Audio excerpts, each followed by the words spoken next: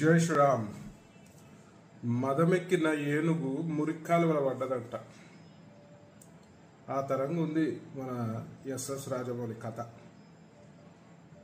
ఇవాళ ఎంతోమంది ఎస్ఎస్ రాజమౌళిని ఒక అద్భుతమైన డైరెక్టర్ అని చెప్పి అందరూ కూడా అభిమానిస్తారు. కానీ మొన్న ఒక స్టేట్మెంట్ తోటి ఇవాళ హిందూ సమాజంలో ఒక తీవ్రమైన వ్యతిరేకత వచ్చింది.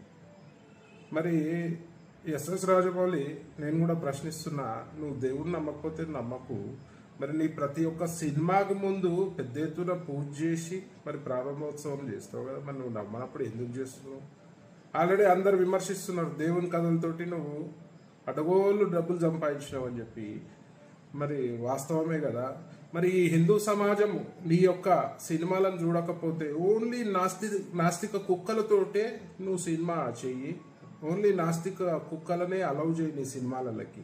మరి హిందువులు సినిమా చూడకపోతే నీ బతికేమవుతుంది, నువ్వేమవుతావు అనేది కూడా ఆలోచించాలి. నీ బాహుబలిలోనే చెప్పినావు కదా, అహంకారంతో విర్రవీగే బల్లాల దేవ లాస్ట్కి ఎట్లా పతనమైందో నువ్వే చూపించినావు కదా. మరి అలా నువ్వు కూడా అదే అహంకార ధోరణితో పోతే మాత్రం నీ పతనం కూడా ఖాయమని చెప్పి ఈ సందర్భంగా తెలియజేస్తూ, మరి హిందువుల మనోభావాలని కించపరిచే విధంగా ఎవరైనా ప్రయత్నం చేస్తే మాత్రం బిడ్డ బాగుండదు.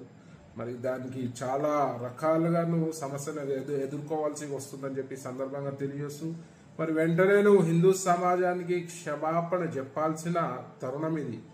లేదంటే నువ్వు ఒక హిందూ ద్రోహిగా విద్రోహిగా ఈ సమాజంలో మిగిలిపోతావు.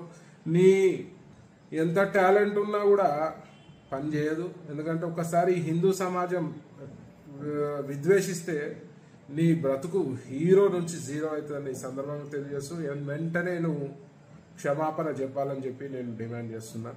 జై శ్రీరామ్.